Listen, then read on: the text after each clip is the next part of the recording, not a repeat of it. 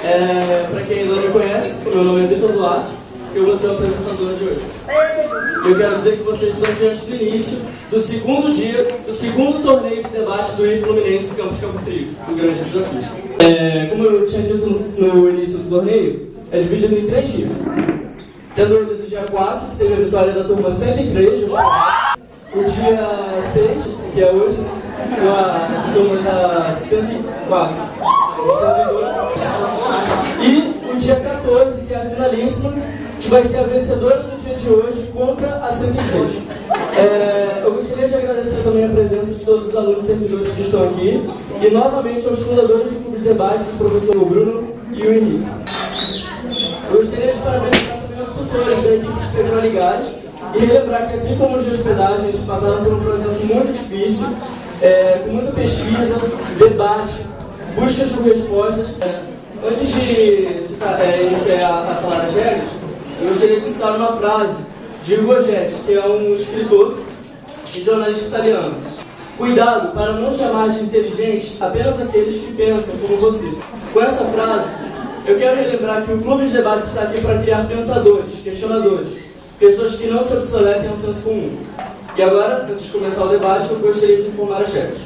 O grande desafio foi dividido em 4 times, assim como o nosso primeiro torneio de debate. Times os quais são representados pelos seus mascotes, sendo eles a Ursa, mascote da 101, que foi eliminado na primeira fase, o Leão, mascote da 102, o Pégaso, mascote da 103, e a Fênix, mascote da 104.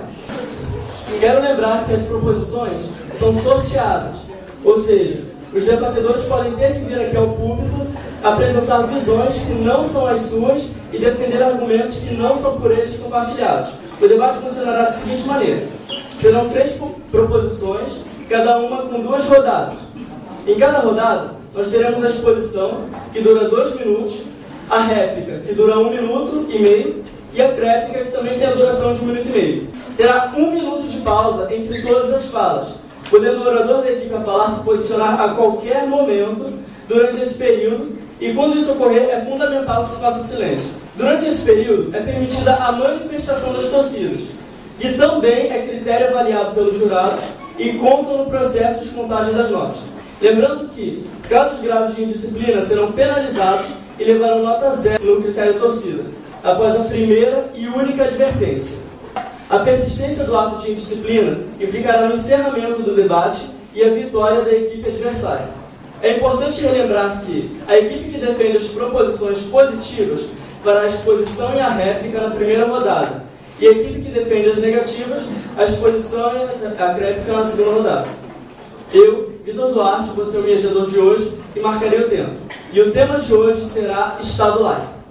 E as proposições são: as bancadas religiosas são uma contradição com a laicidade do Estado brasileiro. E a outra é: o Estado laico inibe a intolerância religiosa. Vamos então dar início ao segundo dia do segundo torneio de debate, o grande desafio, com as equipes da turma 102 e 104, e que vença a melhor. Boa sorte a todos. Bom dia, meu nome é Isadora, sou da turma 104 e irei defender a proposição positiva: as bancadas religiosas são uma contradição à laicidade do Estado brasileiro.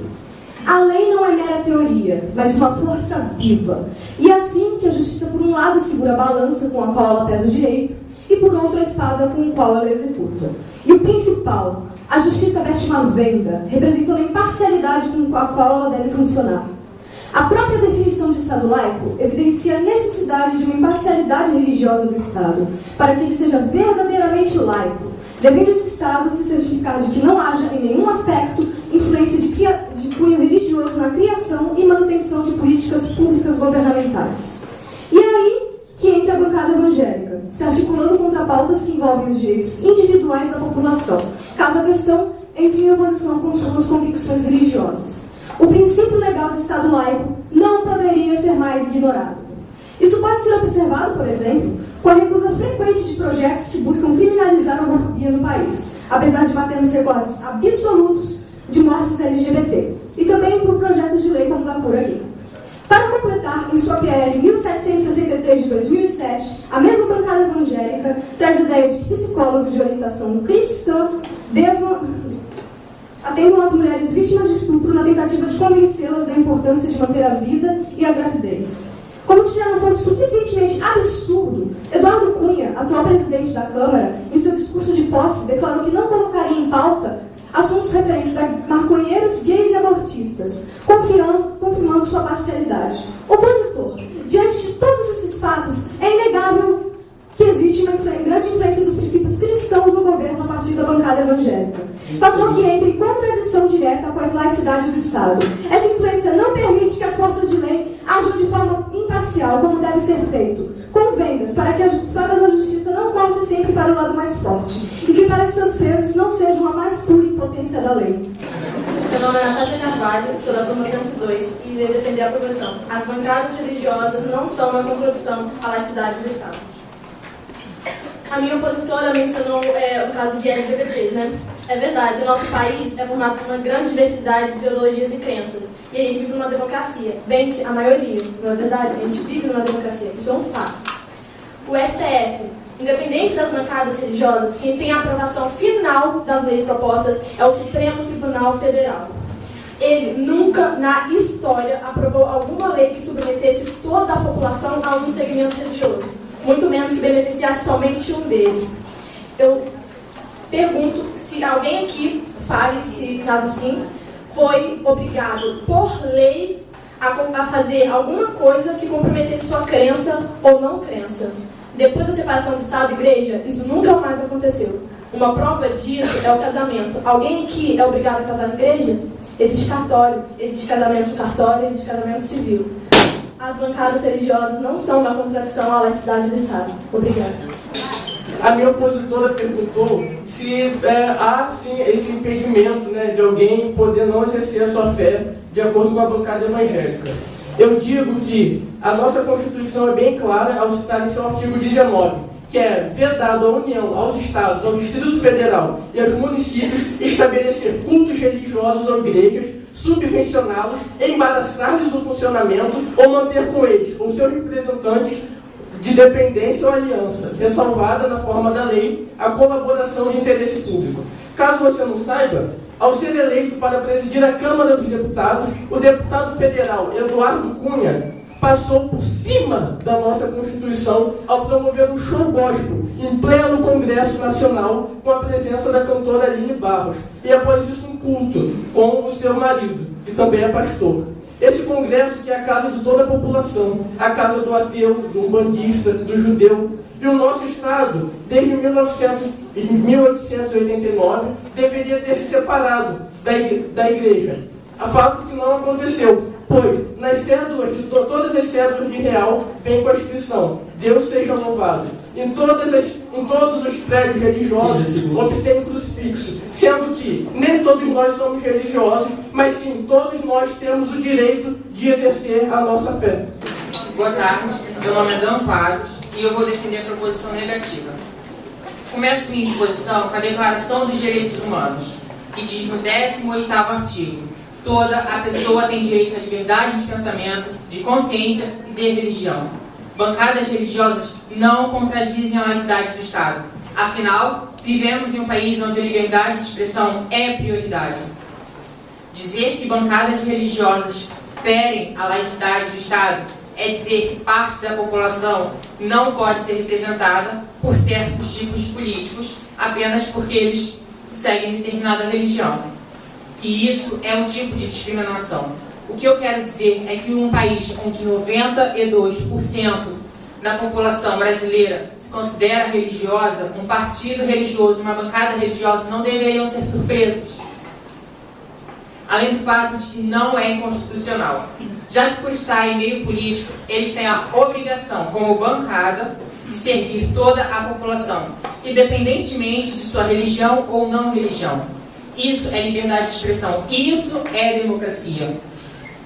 O Estado brasileiro é um Estado em que a maioria enxerga o fenômeno religioso como um importante elemento de integração social e permite a livre manifestação de pensamento. Aliás, isso é comum, já que vivemos em um país democrático, formado por diferentes opiniões e ideologias. É importante lembrar que essas bancadas religiosas representam o povo, e as nossas leis são em prol de quem? do povo. Todos têm direito de expressar opiniões. Vale lembrar que nosso Estado não é ateu, ou seja, não repudia as religiões e suas manifestações. Ele dá direito à prática de crença e ouve o que elas têm a dizer, independentemente do tipo de bancadas religiosas, elas possuem o direito de existir. Ninguém será obrigado a fazer ou deixar de fazer alguma coisa, senão em virtude da lei. Obrigada. O meu opositor legitima a bancada evangélica afirmando que ela está de acordo com a democracia representativa, pois a maioria da população pensa assim. Mas ele se esquece de que a democracia, de acordo com os gregos, que a idealizaram, significa, acima de tudo, um governo em que todos os cidadãos tenham direitos de participação política. Na Grécia, essa participação política era feita em praças públicas e todos os cidadãos tinham direito à fala. Além disso, o modelo representativo é definido como aquele cujo poder é delegado a um representante que tem o papel de trabalhar em prol de toda a população. E tudo isso ocorre a partir do voto. Se meu oponente diz que não colocar em discussão determinado assunto está de acordo com a democracia representativa, então a chamemos apenas de representativa, pois não há democracia aqui. Não há democracia também em condenar uma parcela marginalizada da população à barbárie por convicções religiosas. Não há democracia na recusa da discussão de assuntos específicos, pois a própria essência da democracia é a livre discussão de ideias. É inadmissível o Congresso Nacional não colocar questões em discussão por suas convicções religiosas, como ocorre com o presidente Eduardo Cunha. E obrigado por me lembrar, opositor, que a existência de bancadas religiosas não só são uma contradição com a laicidade do Estado brasileiro, mas também com a própria democracia representativa. Lembrando que eu não falei bancada evangélica, eu falei bancada religiosa.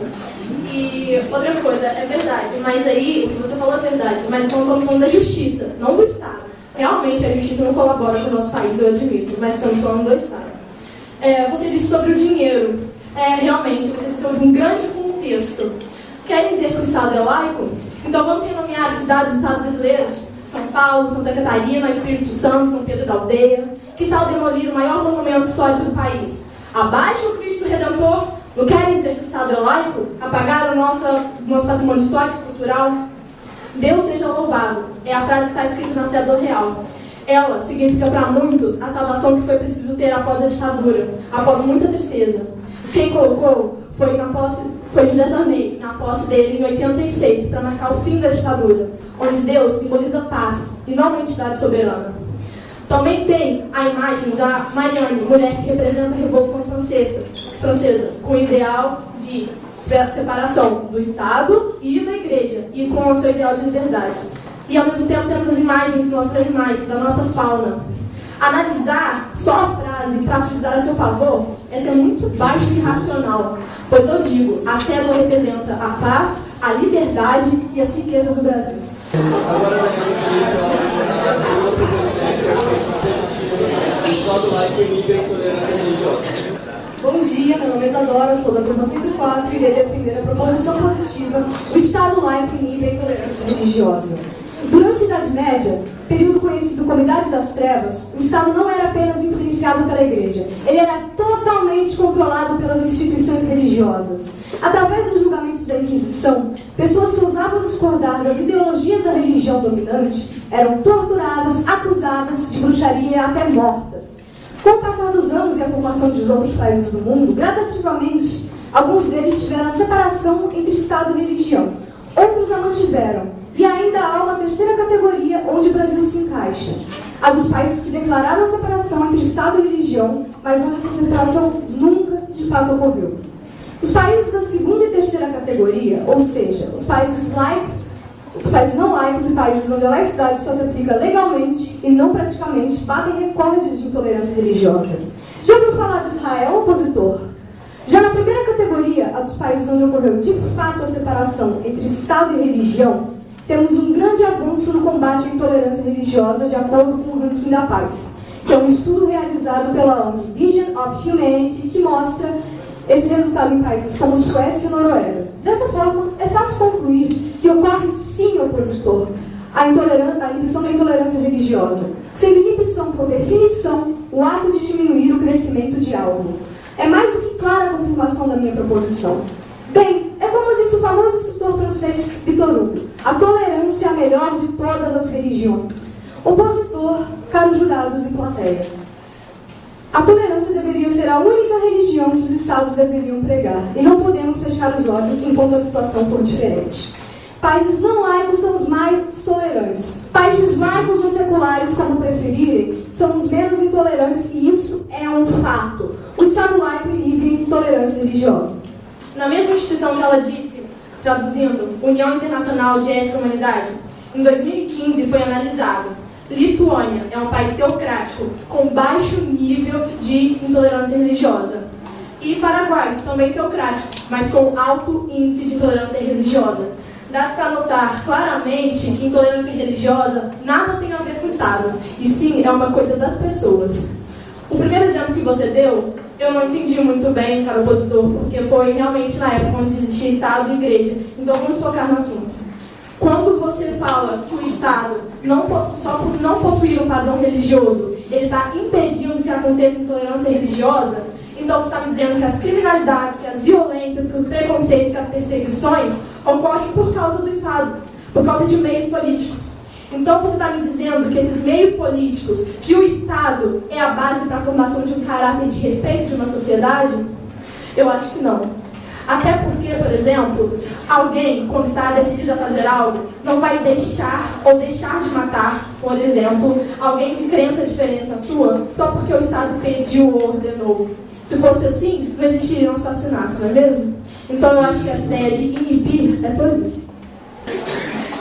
Opositora, você diz que os Estados laicos não inibem a intolerância religiosa porque ela continua acontecendo. Mas eu te pergunto, e nos países cristãos, de acordo com o ranking de intolerância religiosa do ano de 2009, os países laicos estão no topo dos países mais tolerantes.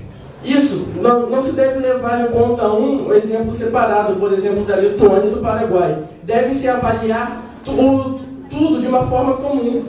O Estado, sendo laico, ele faz o que está ao seu dispor, por exemplo, ele proíbe. E isso é o máximo que ele pode fazer. Afinal, o legislativo não é uma entidade física que nos persegue no intuito de verificar alguma infração legal. Seu papel se resume em definir as regras do jogo. E tendo em vista o executivo do nosso país, é incapaz de impedir com eficácia desvios de conduta da personalidade humana, inclusive casos de intolerância religiosa.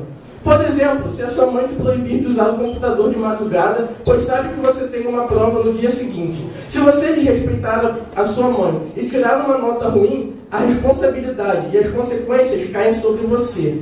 Com o Estado ocorre assim também. O Estado proibindo, ele inibe sim a intolerância religiosa. O crescimento ou não dessa questão depende de como a população reage a essa inibição. Dessa forma, opositor, seja da forma que eu penso ou da forma que você pensa, a minha proposição continua correta e a sua falaciosa. Minha proposição não é falaciosa. O Estado pode colocar, sim, punições a intolerâncias religiosas. Mas não é porque ele coloca punições que vai acontecer essas punições. Não é por causa disso que elas vão deixar de acontecer. Eu entendi o exemplo da sua mãe, da minha mãe, mas o poder da minha mãe sobre mim é diferente do poder do Estado sobre a sociedade. Como vou falar agora, a questão da tolerância religiosa no Brasil é uma utopia. Se você diz que o Estado impede a intolerância religiosa no Brasil, então por que temos no nosso país constantes perseguições a crenças e não crenças? Abril de 2014, mulheres inchadas para destruir imagem numa igreja católica em Minas Gerais. Junho de 2015, médium é amarrado e morto em seu próprio quarto. E no mesmo mês, uma menina de 11 anos, após sair de seu centro de candomblé com sua vestimenta, leva uma pedrada na cabeça. São casos de intolerância religiosa por parte das pessoas, que a laicidade do Estado não conseguiu inibir. Quando você diz que o Estado laico inibe a intolerância religiosa, então você está me dizendo que não existe intolerância religiosa, porque o Estado laico existe. Isso é um fato. Essa é a linha de raciocínio óbvia da proposição adversária. E a nossa proposição, para concluir o resumo, é a frase da citação do poeta do Giacomo Leopardi. Nenhuma qualidade humana é mais intolerável do que a intolerância. Obrigada. Bem, o meu oponente, ele não entende que é impossível para o Estado controlar a mente das pessoas. O meu oponente não percebe que, ao Estado se considerar laico e criar mecanismos, ou seja, a lei, para inibir a intolerância religiosa, ele a diminui. O que façamos, então? O Estado laico, com a inibe sim a intolerância religiosa, tendo em vista que ele diminui. Quanto mais o Estado é laico, menos intolerância religiosa há. No Brasil eu concordo que há muitos casos de intolerância religiosa, mas sendo que a nossa laicidade não é completa, só está no papel, tendo em vista todos os motivos já citados, e principalmente a parcialidade das nossas autoridades. Em países cristãos, pessoas são mortas simplesmente por expressar a sua fé. Em países ateus, como a Coreia do Norte, mais de 200 mil pessoas já morreram e também continuam a morrer porque isso está na legislação deles. Não tornar o Estado laico e deixar as coisas como estão é simplesmente fechar os olhos para a realidade. Eu queria lembrar que meu caro oponente disse que a Coreia do Norte sofre com problemas de violência e intolerância religiosa. Então eu quero dizer que o meu oponente está se afundando nos argumentos, porque a Coreia do Norte é um Estado ateu. A definição de laico é o qual dispensa o ensino que instituição religiosa e laicismo é a qualidade de laico. Um Estado sendo laico se mantém indiferente e neutro às diversas religiões. O mesmo tem o dever de proteger a diversidade religiosa, se tornando um pilar para a democracia entre as crenças e não crenças. No Brasil, a liberdade religiosa tardou muito a ser conquistada assim. Hoje o Estado é laico, mas a sociedade não. Está escrito na Constituição Federal, artigo 5, inciso 41. A lei punirá qualquer discriminação atentatória dos direitos e liberdades fundamentais. Vida, segurança, propriedade, igualdade e liberdade. Feliz é a nação que respeita a diversidade e a crença. Como disse o filósofo francês iluminista, Denis Diderot, do fanatismo à barbárie não há mais do que um passo.